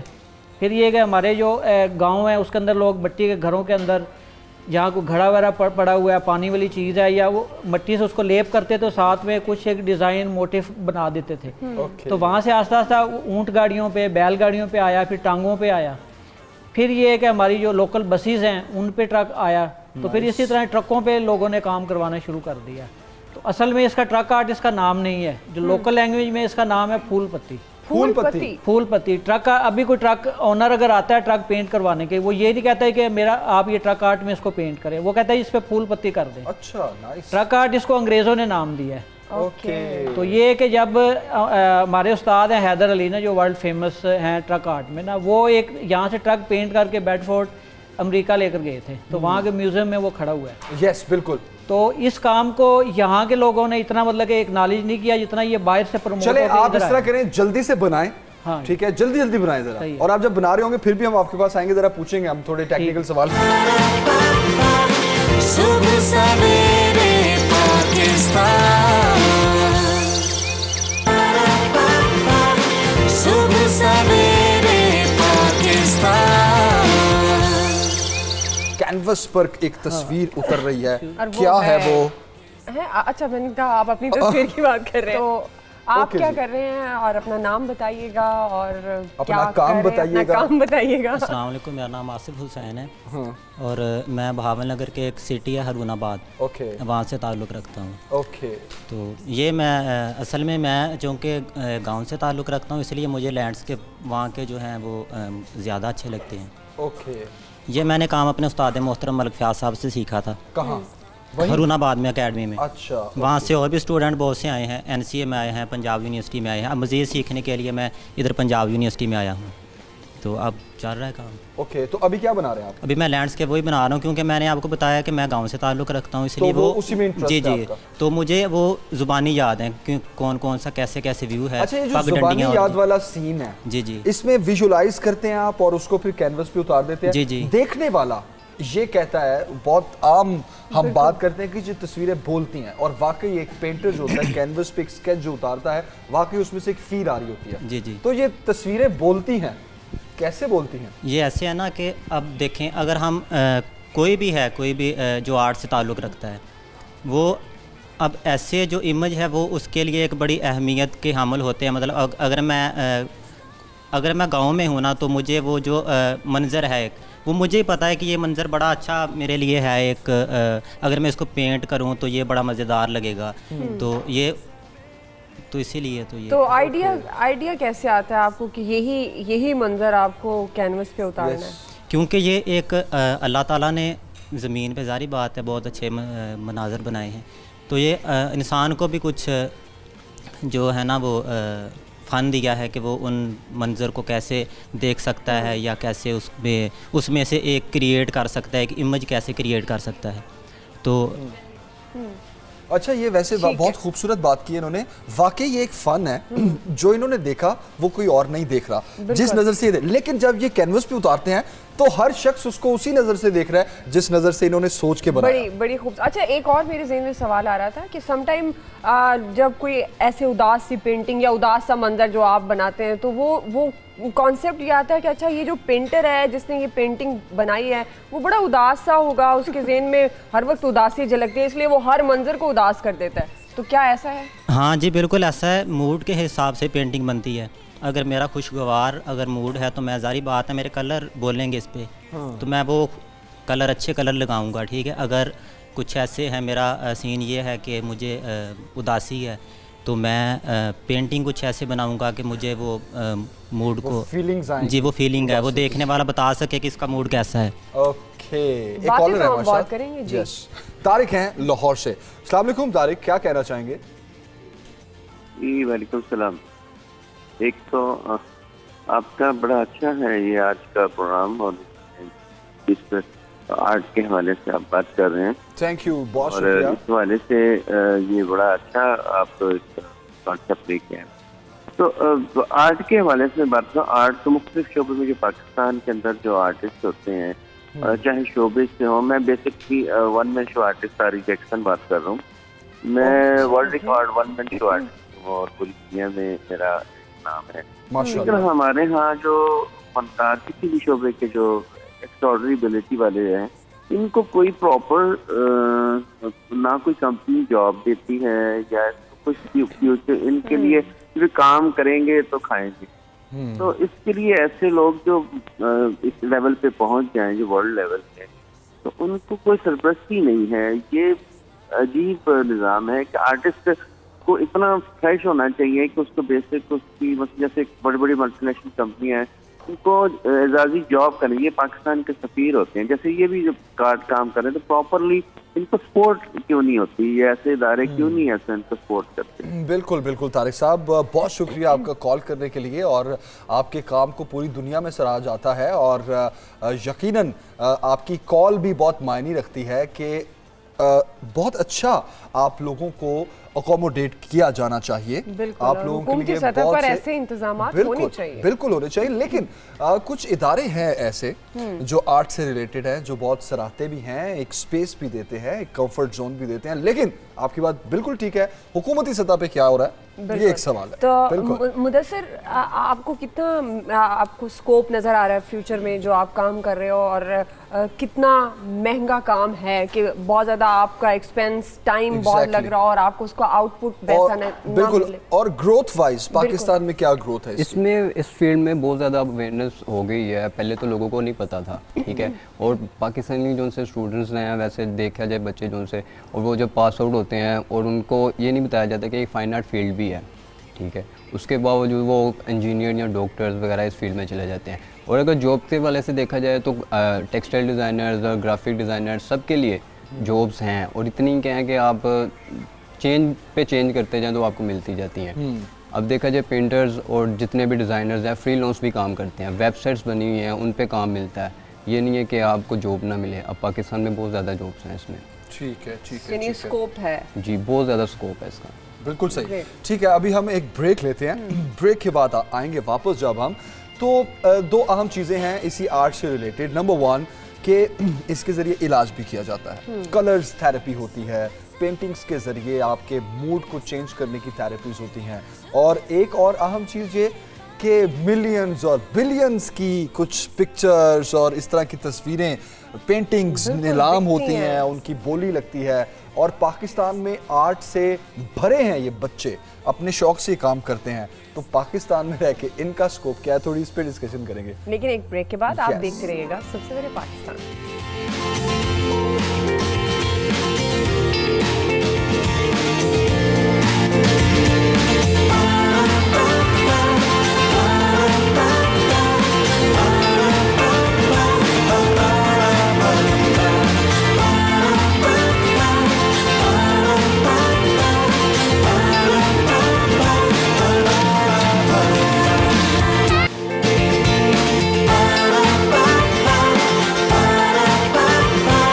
सुबह सवेरे पाकिस्तान, सुबह सवेरे पाकिस्तान, सुबह सवेरे पाकिस्तान। Welcome back. सब सवेरे पाकिस्तान में आपको कहेंगे खुशामदीद। और जैसे कि आप देख रहे हैं कि आर्टिस्ट अपना काम कर रहे हैं, लेकिन इस वक्त जमील का स्केच तैयार हो रहा है और इसलिए वो बिल्कुल स्टैचू बने हुए हैं। आप ये थोड़ा मूव नहीं कर सकते, बोल नहीं सकते?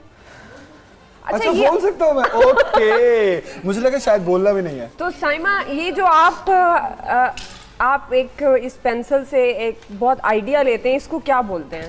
ऐसे प्रोपोर्शन ज़्यादा एक्यूरेट हो जाते हैं। अगर मतलब मीन्स कि मैं इनके फेस के अकॉर्डिंग पूरी बॉडी को मैयर कर रही हूँ। अगर ऐसे नहीं होगा तो कुछ चीज़ें ज़्यादा इनप्रॉपर हो जाएंगी, जैसे हाथ बड़े हो जाएंगे, पाँव छोटे हो जाएंगे, तो मैं फेस की हेल्प से पूरी बॉडी को मैयर कर रही हूँ, तो ऐसे ज़्यादा अच्छा हो जाता है। अच्छा, आप पूरी बॉडी का स्केच बना रहे जी, हो? पूरी बॉडी का बना रही हूँ। Okay, nice. और अगर सिर्फ फेस लेना हो या हाफ आपकी बॉडी करना हो, उसकी अलग मेजरमेंट्स होती हैं? उसकी भी यही मेजरमेंट्स होती हैं। सारी मेजरमेंट्स फेस के अकॉर्डिंग ही होती हैं। तो अब अगर खाली फेस बना रहे हो तो आप सिर्फ आईज से रिलेट सारी मेजरमेंट्स बाकी करोगे। तो साइमा, इसका आपको शौक है? ये शौक है, बचपन से है। बचपन से शौक है।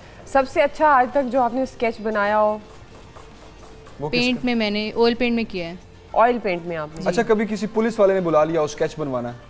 नहीं, वो नहीं अभी तक एक्सपीरियंस हुआ। वो नहीं एक्सपीरियंस हुआ।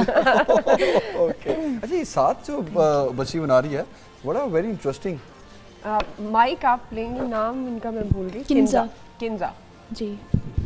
तो अब तक आपने क्या बनाया किंजा? क्या क्या कलर्स इस्तेमाल किए? अभी मैंने स्काई उसका कंप्लीट किया है और उसमें सनसेट बना रही हूँ, तो ऑब्वियसली ऑरेंज कलर ज़्यादा यूज़ कर रही हूँ और पेस्टल्स में ही काम कर रही हूँ और अभी कंप्लीट होगा तो। पेस्टल्स क्या हैं? पेस्टल्स ये चौक लाइक होते हैं मटेरियल। ओके। कलरफुल चौक, सॉफ्ट लेकिन ये पेपर वाले चौक? हाँ जी, ये शीट पे यूज़ होते हैं। ओके। तो कितनी कॉस्ट आती है इन सारी चीज़ों पे? डिपेंड करता है, अगर आप अच्छे ज़्यादा लें तो ज़्यादा लगता है मटेरियल। यानी उसकी क्वालिटी डिफरेंट होती है? क्वालिटी बहुत डिफरेंट होती है। क्वालिटी मैटर भी करती है आपके काम पे। अगर आप अच्छी क्वालिटी की यूज़ करेंगे तो रिजल्ट ज़्यादा अच्छा आएगा। तो कभी ऐसी पेंटिंग बनाकर सेल भी की है? किसी को गिफ्ट किया? रिलेटिव्स में की थी और फ्रेंड्स में की हुई है। सेल कभी नहीं की? सेल की है। अच्छा, सेल की है। जी। नाइस। तो कितने की सेल की आपने? एक मैंने कैलीग्राफी की थी, वो ऑयल पेंट्स में थी, तो वो मैंने 3000 की थी। अच्छा, गुड। हाँ जी। और स्केचेस वगैरह करती हूँ। लैंडस्केप्स का मुझे तो जो अभी आप पेंटिंग कर रही हैं, तो बेसिकली क्या आपके ज़हन में आइडियाज़ किस तरह से लेती हैं, या जो उस वक्त आ रहा होता है वो आप कलर्स के ज़रिए बनाती जाती हैं? हाँ जी, अभी जैसे मुझे ज़्यादातर लैंडस्केप्स पसंद हैं, तो मैं लैंडस्केप सर्च करती रहती हूँ, नेट पर भी देखती हूँ, रियल में भी रियल लाइफ में जब हम जाते हैं कहीं तो ज़्यादातर फोकस मेरा लैंडस्केप्स भी होता है, तो मुझे कलर्स वो याद हो जाते हैं कि कौन कौन से कलर्स सनसेट में, सनराइज़ में यूज़ होते हैं और क्लाउडी वेदर में कौन कौन से यूज़ होते हैं, तो मैं वही अप्लाई करती हूँ। तो आपको लगता है कि फ्यूचर में इसका स्कोप है? हाँ जी, इंशाल्लाह। क्या स्कोप है? स्कोप आप अगर एग्जीबिशंस में आपकी गैलरी में लगती हैं, जब थीसिस में इसी में देना चाहूँगी तो ऑब्वियसली मैं इसीलिए मैं प्रैक्टिस भी इसी में ज़्यादा करती हूँ, ताकि मैं थीसिस में फाइनल रिजल्ट मेरा अच्छा है तो अप्रिशिएट भी करते हैं टीचर्स और सेल भी होती हैं आपकी पेंटिंग्स। Okay, nice. तो पाकिस्तान में क्या स्कोप है इसका आपके फ्यूचर को लेकर? लाइक कितनी महंगी तक बिक जाती हैं ये? अर्निंग कितनी हो जाती है? व्यूअर्स के डिपेंड करता है वो किस नज़र से देखते हैं आपकी पेंटिंग्स को। इंटरेस्ट उनका अगर ज़्यादा लैंडस्केप में, उनको ज़्यादा जैसे सनराइज़ में आपको फील आती है, रिलैक्सेशन की आती है, तो वो जिसको वो अट्रैक्ट करेगी फीलिंग, वो आपको वो जो भी आप कीमत बताएंगे वो कर लेगी, परचेज कर लेगी। तो इसकी कोई यहाँ पर स्पेसिफिक मार्केट है जहाँ से ये चीज़ें अवेलेबल होती हैं और फिर आप मटेरियल जैसे एग्जीबिशन मटेरियल भी और फिर अगर बिकती आप कहाँ है? बिकती ज़्यादातर ये गैलरीज में है, या अगर आपका अपना स्टूडियो है वो तो बहुत आगे जाके आप प्रोफेशनल होते हैं, तो अपना स्टूडियो आप बनाते हैं, उसमें आप करते हैं, अपनी पेंटिंग्स लगाते हैं, तो वो फिर ज़्यादा। कितनी पेंटिंग्स अभी तक आपकी बिक चुकी हैं? मेरी 4-5 बिकी हैं। 4-5 क्योंकि हमारा असाइनमेंट्स भी होती हैं यूनिवर्सिटी की, तो अभी इतना टाइम नहीं मिलता कि हम सेपरेट काम करें। लेकिन आप होपफुल हैं कि भाई इसका फ्यूचर है, मैं जो काम कर रही हूँ इंशाल्लाह, जो मैं आर्ट मतलब एक आर्ट वर्क कर रही हूँ, तो इसका ये आपको वेस्ट ना अच्छा जाए। हाँ आउटपुट मिलेगा। ठीक। Nice nice nice. तो कभी कभी ऐसा भी होता होगा इनके साथ कि लाइक बहुत मेहनत से कोई एक चीज़ बनाई होगी लेकिन वो बिकी नहीं होगी? बिल्कुल ऐसे भी होता है। और असाइनमेंट्स में हमने अपना किया होता है आइडिया वगैरह, वो टीचर को नहीं पसंद आता, लेकिन फिर हम करते हैं, मैनेज करना पड़ता है फिर। इसका मतलब है कि बायर की नज़र और एक टीचर की नज़र में बहुत डिफरेंस होता है। वो अपने लेवल से देख रहे होते हैं, हम अपने लेवल से, अब उनको तो वो प्रोफेशनल है, तो वो फिर हमें मिस्टेक्स बताते हैं, कभी कभार आइडियाज़ भी फ्लॉप हो जाता है हमारा। तो ये जो कलर्स की खुशबू है एक ख़ास किस्म की, तो इससे एलर्जी नहीं होती? इससे हम ये अट्रैक्ट करते हैं हमें। सुबह सवेरे पाकिस्तान, सुबह सवेरे पाकिस्तान। स्कोप क्या है? वो बच्चे जो टेक्सटाइल डिजाइनिंग के स्टूडेंट्स हैं, पढ़ रहे हैं या काम कर रहे हैं, तो वो डिसअपॉइंट तो ना हो? नहीं, आने वाले दिनों में मैं तो कहता हूँ कि डॉक्टर्स के बाद अगर देखा जाए ना, टेक्सटाइल का स्कोप है। जितनी तेजी से ये एक्सपैंड हो रहा है ना। हाँ, आप अगर स्टार्टिंग में देखें इतनी इंजीनियर को पे नहीं मिलती जितनी टेक्सटाइल डिज़ाइनर को मिलती है। कितनी पे मिल जाती है? स्टार्टिंग 45-50,000। नाइस। और मैक्सिमम कहाँ तक जाती है? वो आप पे जितना काम आपका अच्छा है उसके बाद 1 लाख 2 लाख 3 लाख। अच्छा, स्टेजेस क्या होती हैं? आप लेट्स सपोज कि आप जिस तरह एक स्टूडेंट हैं, टेक्सटाइल डिज़ाइनर हैं आप, तो 40-50,000 पे एक जॉब स्टार्ट हुई, तो जॉब एंड मतलब मैक्सिमम किस पोजीशन तक एक जा सकते हैं? कई डिज़ाइनर 5 लाख भी पे करते हैं आपको। सिर्फ डिजाइनर को या वो किसी एक डिपार्टमेंट को हेड कर रहे होते हैं? नहीं, सिर्फ डिज़ाइनर को। एक्सपीरियंस के है ना कि आप अगर 1 साल का एक्सपीरियंस है, उसके बाद जैसे जैसे एक्सपीरियंस ज़्यादा होता जाएगा आपको उतनी पे ज़्यादा मिलती जाएगी। और उतना काम भी ज़्यादा करना पड़ेगा? नहीं, उतना काम फिर आप ये होता है कि मैनेज कर रहे होते हैं सब डिज़ाइनर्स को। अच्छा। फिर उसके बाद आप देख रहे होते हैं कि कौन काम आपने करवाना होता है काम। ओके। तो मुख्तलिफ पेंटर्स के बारे में ये कॉन्सेप्ट होता है कि वो एक ज़हनी सुकून के लिए पेंटिंग करते हैं, ना कि इसको आप अपना प्रोफेशन बनाना चाहते हैं। तो टेक्सटाइल में भी क्या ऐसा होता है कि बहुत से लोग अपने ज़हनी सुकून के लिए पेंटिंग टेक्सटाइल डिज़ाइन बनाएं डिफरेंट? टेक्सटाइल में भी है, लोग घरों में काम कर रहे हैं, जो जॉब्स नहीं कर सकते घर में डिज़ाइन करके उसके बाद फ्रीलांस काम कर रहे हैं। बाकी जैसे कि आप देख लें कि अंदरून में या गांव में लोग क्रोशिया, निटिंग वगैरह, स्वेटर्स वगैरह बनाती हैं, जो उनसी बूढ़ी औरतें होती हैं, वो ये टेक्सटाइल का ही काम है सारा। Nice nice nice, very nice. तो इनाम इलाही साहब, ये घरों का जो बाहर आउटर लुक जो होती है, हाँ, उस पर भी ये डिज़ाइन बनवा सकते हैं? हाँ जी, आजकल असल में ना ट्रकों पे इतना ये आर्ट नहीं हो रहा, क्योंकि आजकल आपको पता है मीडिया डिजिटाइज हो गया है, तो थ्रू कंप्यूटर जो उनसे है ना वो सारा काम ये टेप के ऊपर कटिंग हो जाती है, वो पेस्ट हो जाता है। तो ये जो हैंडमेड काम है ये ट्रकों पे अब ख़त्म होता जा रहा है। अच्छा। जहाँ पहले एक शहर में 20 वर्कशॉपें थी पिंडी में, अब वहाँ से आपको 2 मिलेंगी। लाहौर में स्पेसिफिक ट्रक आर्ट की कोई वर्कशॉप नहीं है जहाँ पूरा ट्रक पेंट होता हो। तो क्या ये ट्रेंड है कि घर का गेट या घर का बाहर वाली जो दीवारें हैं, अब ये कि ट्रक आर्ट को जब मतलब कि ये बाहर से प्रमोट होके आया तो फॉरनर ने इसको एक एक्नॉलेज किया है, तो अब ये कि लोग इसको इंटीरियर में करवा रहे हैं, अपने घरों के अंदर करवा रहे हैं, बाहर करवा रहे हैं, मेन गेट के ऊपर करवा रहे हैं। फिर ये कि इसको फैशन इंडस्ट्री ने अडॉप्ट कर लिया है। अब ये कि जितनी भी लेडीज़ मतलब कि वीयरिंग एसेसरीज हैं, जूते हो गए, खुस्से हो गए, खेड़ीज हो गई लेडीज़, उनके ऊपर ट्रक आर्ट हो रहा है। तो वो भी यही कहते हैं कि फूल पत्ती बना दो इसका? नहीं, वो ट्रक आर्ट ही कहते हैं। अच्छा। वो ट्रक आर्ट ही कहते हैं। ये शाइक पता नहीं क्या बना रहा है डब्बे डब्बे से, ये क्या बन रहा है? ये डिजाइन बन रहा है, डिजाइन बन रहा है, कंप्लीट होके आपको नजर आएगा डिजाइन बन रहा है। ये क्या सोच के बना रहे हो? ये मैं इमेजिनरी सोच के बना रहा हूँ, ये टेक्सचर वगैरह दे रहा हूँ, एयर ब्रश टेक्निक यूज़ कर रहा हूँ इसके ऊपर, और ये डिज़ाइन बनेगा इंशाल्लाह अच्छा लगेगा। ये क्या, इसका नाम क्या है इस डिज़ाइन? Pop art. क्या? Pop art. Pop art. अच्छा, ये पॉप आर्ट में जो ये शॉकिंग कलर होते हैं, उस शॉकिंग कलर को मैं दिखाना चाहता हूँ। अच्छा अच्छा, इसका मकसद सिर्फ कलर शो करना है? कलर शो करना है, इसका कोई और थीम नहीं है? उनका और भी थीम है, जो क्या? भी मतलब वो फॉर एग्जाम्पल वाओ और ये मतलब एक्सप्रेशन भी शो करते हैं। तो ये जब पेंटिंग्स हम देखेंगे तो हमें क्या फील आएगी? ये एज अ डिज़ाइन बनेगा, ये पेंटिंग नहीं, एज अ डिज़ाइन भी बनेगा। हाँ। तो इस डिजाइन को देखकर हमें क्या लगेगा, क्या है ये फील क्या आएगी? फील ये आएगा कि मतलब वेयरेबल डिज़ाइन आप लोगों को लग रहा है कि मैं इसको पहन लूँ, अच्छा लगेगा। ओके। तो इनका भी जो लैंडस्केप बना रहे हैं गांव का एक माशाल्लाह, मंजर। ये तो बहुत हद तक कंप्लीट भी कर चुके हैं। अभी मैं देख रहा था तो नाम भूल गया मैं। गांव का एक मंजर बना रहे वकार नाम है। आसिफ, यस। आसिफ कहाँ तक पहुँचे हैं? कहाँ तक पहुँचे हैं? माइक आसिफ को दे दें। ओह यस, माइक दे दें। रास्ते में है या पहुँच गए? और आप हमें ये बताएं, जब हम आपकी पेंटिंग देखेंगे तो हमें क्या फील आएगी इससे? ऐसे फील आएगी जैसे आप एक गांव में खड़े हैं। अच्छा, ग्रेट। तो सामने एक बड़ा मज़ेदार सा व्यू, तो क्या बड़ा अच्छा लगेगा फील। क्या है इसमें, क्या ये देखें, अब हम देख रहे हैं आपकी पेंटिंग। दरख्त को आपने बड़ा फोकस किया। जी। और एक आपने सड़क बनाई है? जी, सड़क है। ये पगडंडियाँ होती हैं ना जो गांव में, हाँ, तो मैं वो बना रहा हूँ। वैसे बहुत खूबसूरत आपने ये जो अब ये कंप्लीट हो गया? अभी नहीं, अभी आधा भी नहीं हुआ। अच्छा, डिटेलिंग चेक की है उसमें? मैं वही ज्यादा मतलब लाइक हर चीज बड़ी वाजे, आसमान, खेत, दरख्त, वो पीछे थोड़ी आबादी और वो पगडंडी के साथ का रास्ता, दरख्त के नीचे। ये आपने पानी बनाया? नहीं, अभी मैं ग्रीनरी दिखाऊंगा और थोड़ी सी मिट्टी जो होती है। ओके, ठीक है, आप कंप्लीट करें इसे, जल्दी बनाएं आप। ओके, मैं उधर देख रहा हूँ। तुम उधर देखो। तो ये जो स्केच साइमा कितनी देर में बन जाएगा? अच्छा जी, आधे घंटे तक। तो बस शो के अंदर ही बना लीजिएगा ताकि हम अपने नाज़रीन को दिखा सकेंगे कि साइमा ने बहुत अच्छा स्केच, यकीनन अच्छा ही स्केच होगा जमील का जो बनाया होगा।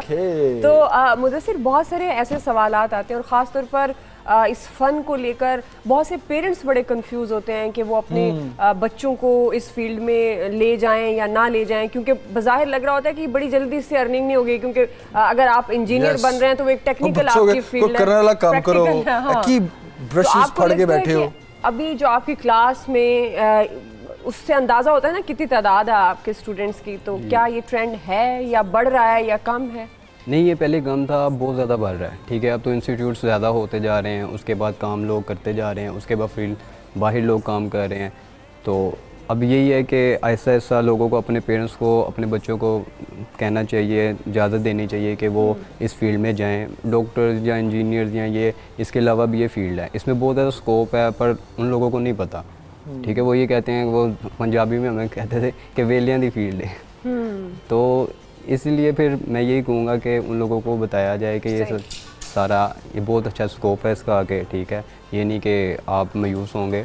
अच्छा, ऐसा क्यों है कि जो आर्टिस्ट बच्चे होते हैं अपनी दाढ़ी बाल छोड़े हुए, उन्होंने कोई होश ही नहीं होता उनको, होता है कि आर्टिस्ट है ना? शक्ल से लग रहा होता है आर्टिस्ट है। इसके पीछे भी कोई आर्ट होता है? वैसे ये एक वो जब हम इस फील्ड में आते हैं, ठीक है, बियर्ड वगैरह, जब मैं फर्स्ट ईयर में आया था मेरे लंबे बाल थे, तो फिर मैं सेकंड ईयर में तो इसके पीछे रीजन क्या है? अपने आप को छुपाना चाहते हैं या पहले ये कहते हैं कि भाई आर्टिस्ट लगना है तो पहले ये बाल छाल दाढ़ी शाड़ी छोड़नी पड़ेगी, पहले शक्ल सही बनानी है, उसके मुताबिक फिर काम करना है? ऐसे नहीं, वैसे ही एक जैसे देखा जाए कि आर्टिस्ट की एक अपना अंदाज होता है, तो वो चीज़ को शो करने के लिए हम अगर एक इंटरेस्ट भी होता है, उसके बाद अगर आप देख लें हॉलीवुड या ऐसे फील्ड में आर्टिस्ट पहले ऐसे अच्छा, उनसे मुतासिर होकर भी आप वैसे गेटअप देते हैं। ये ट्रक आर्ट इस वक्त देखें, इसकी ये जी मेरे ख्याल में तोता बना रहे हैं आप। हाँ, ये तोता बना रहे हैं। वाह, पिंक तोता।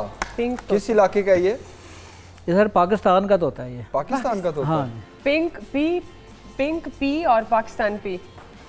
चले, उड़ेगा तो नहीं? ये उड़ेगा तो नहीं?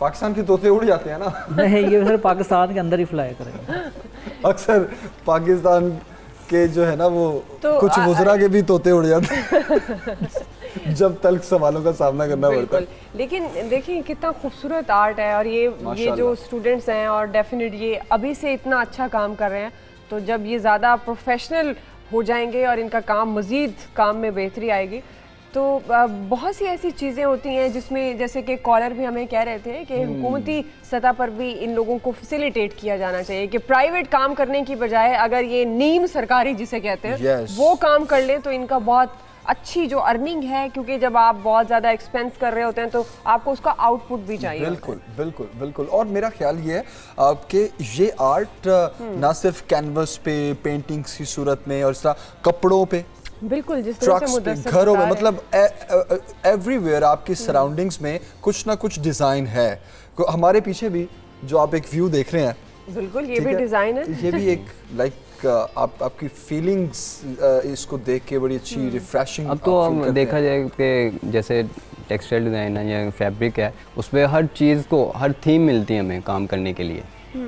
उसमें ट्रक आर्ट भी होता है, पॉप आर्ट भी होता है, उसमें हर इंडियन मोटिव्स भी। जी सॉरी मैं आपकी बात काट रहा हूँ, अचानक से मेरे ज़हन में एक सवाल आया कि जो टेक्सटाइल इंडस्ट्री में डिज़ाइनर्स को ठीक है अच्छा पे करते हैं, ये तो एक बड़ा हमने रहनुमाई कर दी उन पेरेंट्स की जिनके बच्चे पढ़ना चाहते हैं। ये बताएं कि खर्चा क्या आ रहा होता है टेक्सटाइल इंडस्ट्री का एक प्रिंट पे, एक सूट के, या फिर एक पूरे थान या कपड़े वाले होते हैं? आपके सवाल का मतलब अगर तो उनका कितना खर्चा आ रहा होता है? वो मेरे ख्याल से जो सब पर मीटर होता है ना, वो 120 या 140 रुपीज़ लेते हैं। उसके बाद फैब्रिक जो सा होता है ना वो बनवाते हैं वो, ठीक है। अच्छा। अब उसमें आपको 200 मीटर्स का भी पड़ता है, ठीक है। एक सूट अगर आपको मिलता है ना मेरे ख्याल से 1000 या 1200 का पड़ता है एक। अच्छा, जो 3000 का मिलता है वो ये आप एक बहुत बड़ा राज फाश कर दिया है। अब ट्रक आर्ट पे आ जाते हैं। अच्छा जी, ये देखें तोते का मुंह बन रहा है। अरे वाह, कितना खूबसूरत लग रहा है। वैसे मुझे लग रहा है आपको भी लग रहा है। ये आपने साथ पिक्चर भी रखी हुई है? हाँ, उसको देख के बना रहे हैं? हाँ। ओके, अच्छा, वो छोटी सी पिक्चर और कितना बड़ा उसको जूम इन स्केच बना रहे हैं। इसमें भी एक ही फैमिली के कई कलर्स हैं, देखें, pink, dark pink, red, dark red, light red. एक हमें भी कंप्लीट हो गया। अच्छा इनाम साहब, ये कितना खर्चा आ जाता है आपका किसी एक पेंटिंग्स को बना, लाइक किसी भी, लेट सपोज आप ये तोता ही ड्रॉ कर रहे हैं, इस पे सिर्फ पेंट्स का खर्चा ही है। कितना खर्चा है वो? पेंट्स के तो इतने मतलब कि कुछ ज़्यादा एक्सपेंसिव नहीं है। आम ही जो ये हम दरवाज़ों पे, घरों में, खिड़कियों में करते हैं पेंट, वही पेंट यूज़ होते हैं। अच्छा। कुछ इसमें फ्लोरेसेंट कलर पाउडर फॉर्म में होते हैं। जो शॉकिंग कलर आपको नज़र आ रहे हैं ना, ये फ्लोरेसेंट कलर है। ओके। तो ये सिर्फ ट्रक आर्ट में यूज़ होते हैं ताकि जब ट्रक ये रोड पे जब मूव कर रहा होता है तो लोगों को अपनी तरफ ये अट्रैक्ट करते हैं कलर ना, शॉकिंग कलर्स। तो ये पाउडर फॉर्म में होते हैं। बाकी ऑयल पेंट्स ही हैं जो लिक्विड फॉर्म में होते हैं। ओके, अब जरा अपना स्केच देखें क्या बना है क्या नहीं। और शायद ये कंप्लीट हो चुका है? अभी कंप्लीट नहीं हुआ जी, ये देखें जरा, इसको थोड़ा उठाएं यहाँ से, क्योंकि हमारा शो का वक्त कंप्लीट होने जा रहा है। ओके, ये देखें। अच्छा अब आप लोग ये बताएं कि ये देख के आपको क्या फीलिंग, ये तो ऐसे तो नहीं लग रहा पता नहीं पेंट शेंट गिर गया बहुत ज्यादा किसी उस पे? बहुत खूबसूरत। और वाह, कॉम्बिनेशन चेक करें ना आप इसका, बहुत खूबसूरत लग रहा है। स्ट्रीट आर्ट भी कहते हैं। क्या कहते हैं? Street art. ये माइक दें जरा।